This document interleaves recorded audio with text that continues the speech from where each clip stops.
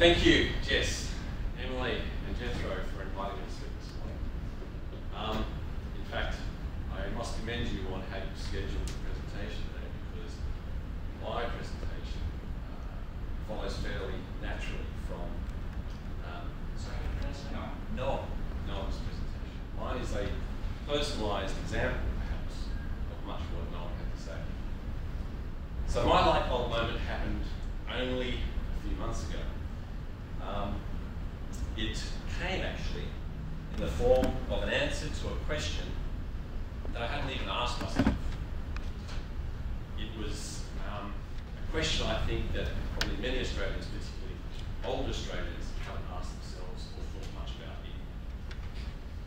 So to explain this light bulb moment, I need to give you some context. I need to tell you a bit more of my life story that you just heard in that brief bio. As you heard, I was born and grew up in Bathurst. Many of you will know Bathurst, some of you may have been there. Well, I was born and grew up there. It's a historic town, right? It's the first town established west of the Blue Mountains. It's the first town that was planned in Australia. All the roads are very wide. They're all laid out in a grid pattern. And they all have very British names like George Street, and Stuart Street, and Piper Street, and William Street, where I live. The names of all the school sports houses were named after the first explorers to cross the Blue Mountains: Blaxland, Wentworth, and Lawson. The river that runs through the town was named after the 5th Governor of New South Wales, Macquarie.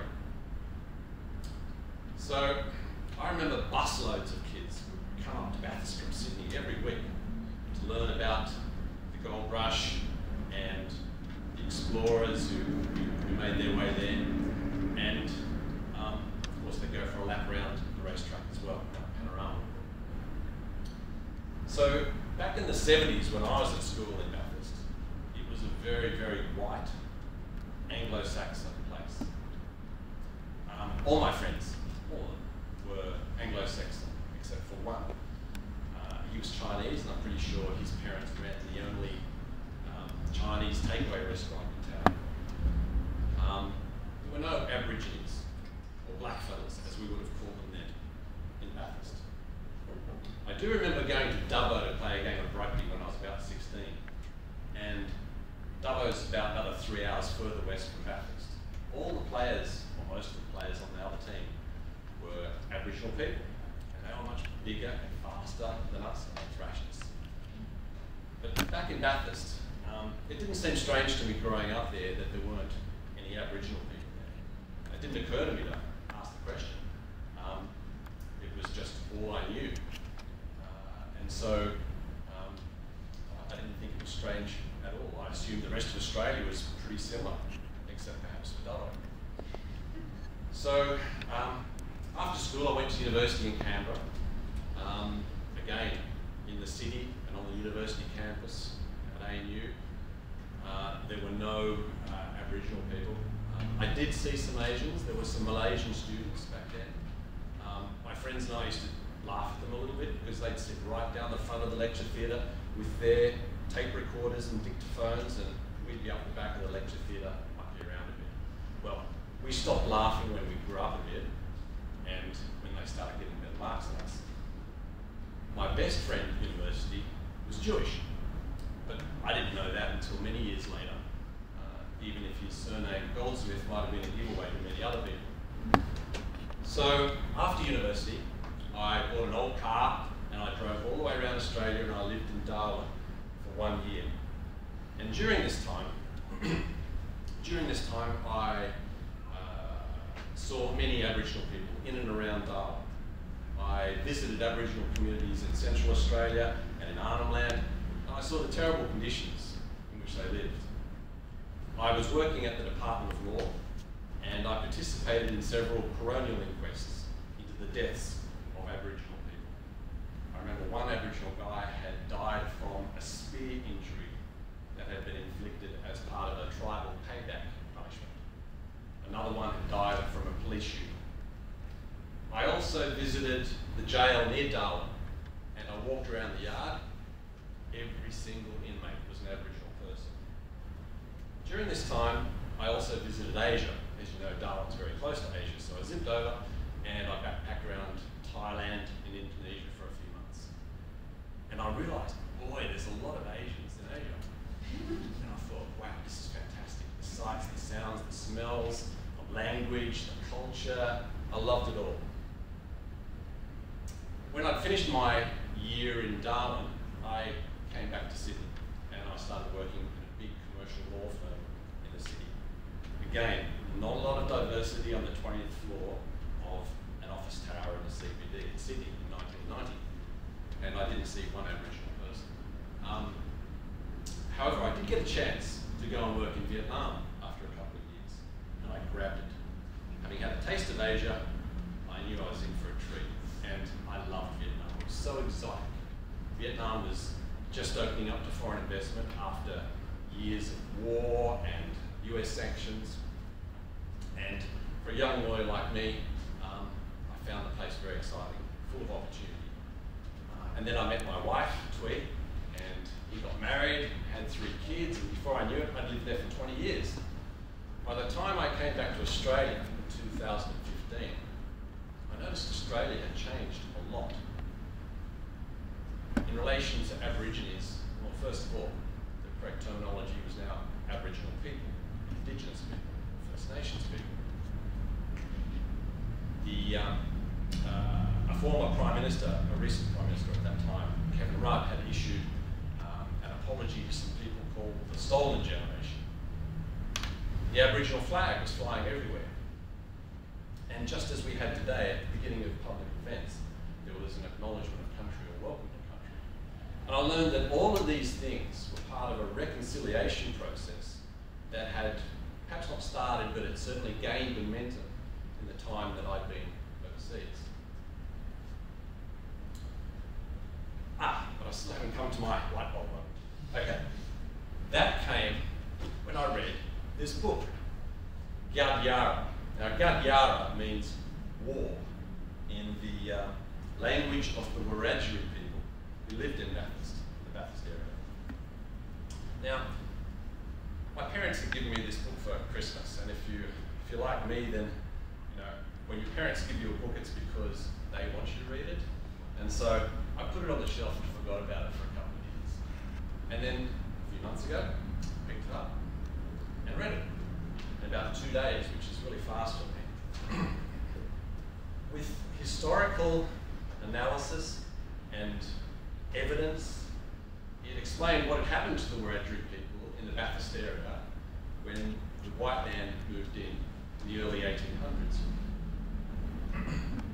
It identified the battles and massacres that had killed so many Wiradjuri, and some white people, of course, as well. And it also explained that so many Wiradjuri had died from diseases brought by the white men, and the remainder had been forced off their land and moved further west to places like Dublin. And bam, like a slap in the face, or should I say ding, like a light bulb. I realised I had the answer to a question that I'd never previously thought to ask, and that was, why weren't there any Aboriginal people in Bathurst when I was growing up there?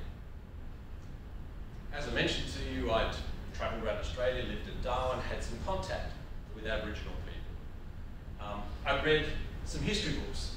Back in the 90s, this was a very popular one, The Fatal Shore by Robert Hughes.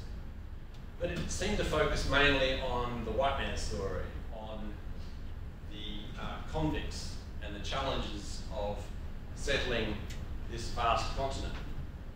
The stuff about Aboriginal people always seems so abstract and secondary. But this book, Gad Yara, it provided me with the evidence and detail I needed to convince myself to understand what had happened to the Aboriginal people who, of course, had lived in the Bathurst area before the white men moved in. It brought the history and the intergenerational problems of Aboriginal people home to me by telling me what had happened to them in my own hometown. And since reading that book, I've read a bunch of others. I've read this one by Richard Broome, this one by Henry Reynolds, another one by journalist Paul Cleary, and I watched the excellent documentary on SBS called The Australian Wars by Rachel Perkins. And all these books and that documentary tell a similar story of how, why, when and where white men took lives and land from Aboriginal people. So, what have I done? Sorry, what have I learned first from this light bulb moment? Well, I guess it brought home to me just how dreadful the things were that white men did to Aboriginal people through the early periods of colonisation in Australia. It also taught me something that no one was referring to, and that is that history that we learn at school, that we absorb as we grow up, isn't always correct or right, and that our understanding of history can and really should change over time. I think the books that I've been reading have also taught me that, or reinforced for me the fact that the dreadful things that white men did to Aboriginal people 100, 200 years ago is the root cause for why so many of them still suffer disadvantage today, and how a civilized society can't really escape responsibility for it. So what have I been doing as a result of this light bulb moment over the last few months? Well, I've been doing what I can to help the Yes campaign in the lead up to the referendum, which is now less than a week away. I'm sure I would have voted yes anyway in the referendum. But having read these books and learned so much, I felt somewhat more motivated to go out there and encourage others to vote yes. I find the referendum to be incredibly fascinating and really important. It's fascinating because it draws on so many different factors, social, historical, moral, intellectual, psychological. And it's really important, obviously, because it's a really rare opportunity to amend our constitution. These opportunities don't come around very often. And on this occasion, to do so in a way that is really good and meaningful for our First Nations people. So, one of the things I've been doing is I've identified and analysed a lot of the arguments, the substantive arguments that I've heard from the No campaign over the last few months. It seems to me that just as a lot of the No campaign has relied on misinformation, so too parts of the Yes campaign have been guilty of too easily dismissing and not addressing properly some of the more substantive arguments by the No campaign. So I've identified those arguments, at least as far as I can tell, and addressed them in a paper that I've written here, which I've shared with all my friends and family, and with people that I've met over the last few weeks at various events around Sydney. And finally, in closing, I'm very happy to share a few copies of this with you today, and to encourage you all to keep reading books, including those that your parents give you. Thank you.